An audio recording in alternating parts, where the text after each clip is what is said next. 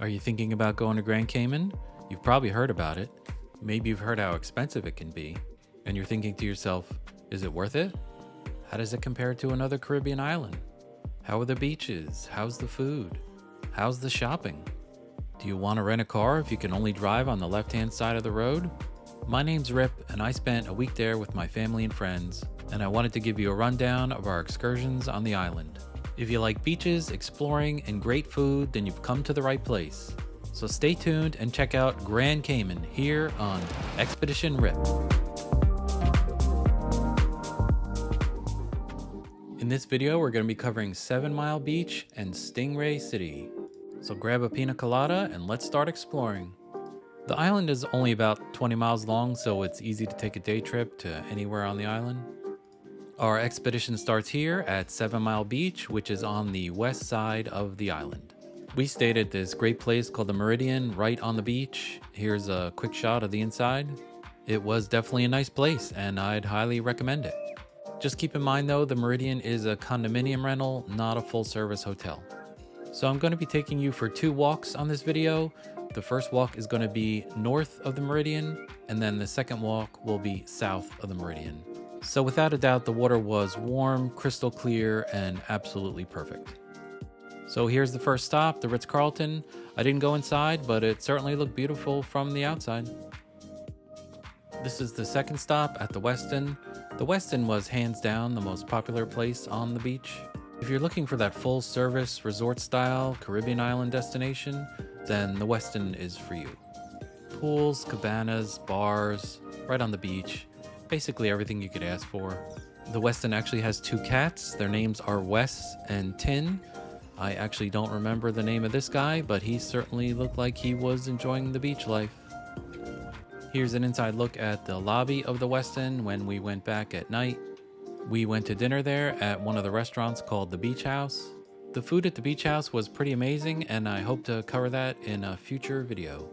So I'll continue my beach walk during the day in a second, but I just couldn't resist showing what the Westin looked like outside at night.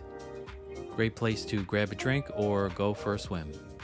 This is actually the public beach, which is just about the nicest public beach I've ever been to. That yellow building up there has restrooms, and the beach just continues to be absolutely amazing. Here's a new place they're building called the Watermark.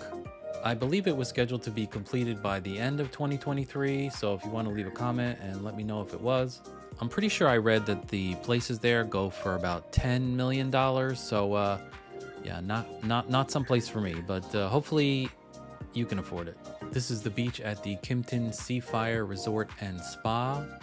The spa portion being irresistible to my wife, who would return there for a spa treatment.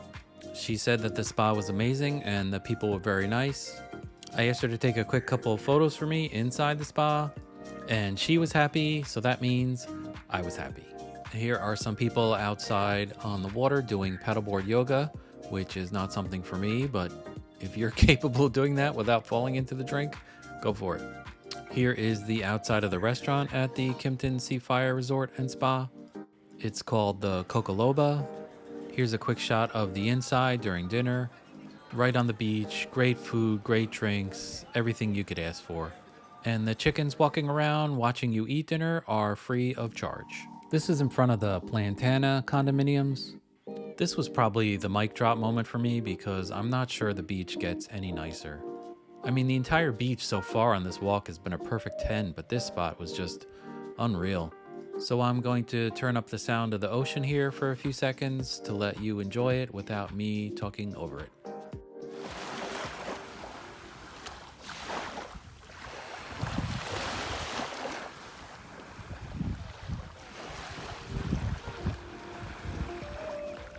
So to wrap up my beach walk north of the Meridian, here is a side-by-side of 7 Mile Beach in Grand Cayman versus Grace Bay Beach in Turks and Caicos, which so far has been our other favorite Caribbean destination. Let's see if you can tell which is which.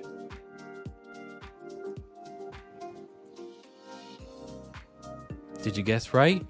If at this point you're saying to yourself, I really don't think one is nicer than the other because they both look like amazing beaches, then you've captured my sentiments exactly. This is my second beach walk going south of the Meridian. I'm only going to mention 4 or so places. This was actually the next day and after a major rainstorm, so not as sunny as the previous day, but I still wanted to share it. Here's the first stop, which is the Caribbean Club. Here's actually a more close-up shot of the Caribbean Club when we went for dinner at this restaurant there called Luca. One of the nicest parts about 7 Mile Beach is that it faces west, which means you have a pretty good chance of seeing a beautiful sunset just like this one.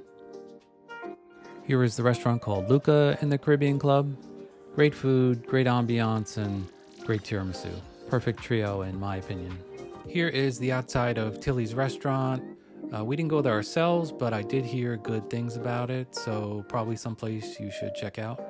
Here is the watercolors. You can definitely see that the beach is starting to get more shelly at this point. Here is the Sovereign. This is as far south as I could get, at least walking on the beach.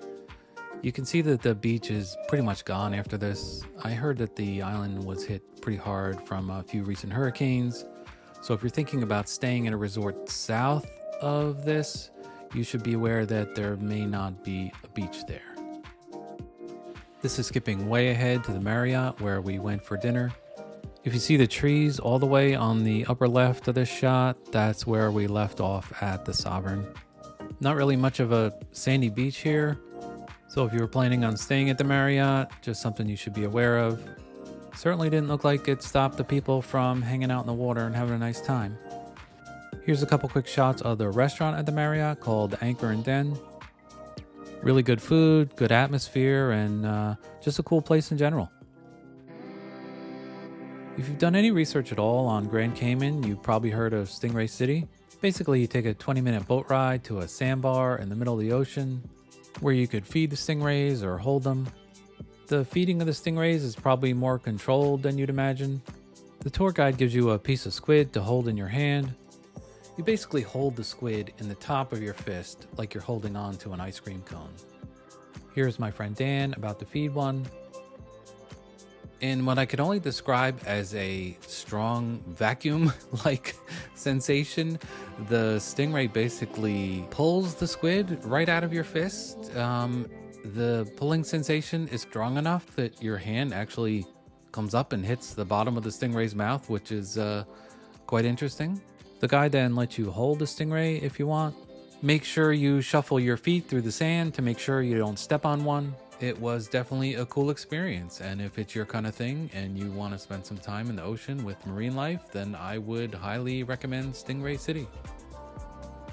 So I hope I answered one of my first initial questions to you, which is how are the beaches? Most of 7 Mile Beach is absolutely stunning, but you do need to be careful where you stay, as there may not be any beach left at all. As far as Stingray City, we actually didn't know what to expect, but I would definitely say there's fewer stingrays than I thought there was going to be. So thanks for watching part 1 of our expedition to Grand Cayman. If you liked or learned anything in this video, please feel free to like, share, subscribe to help out my channel. Ready for another cool expedition? Another one is just one click away.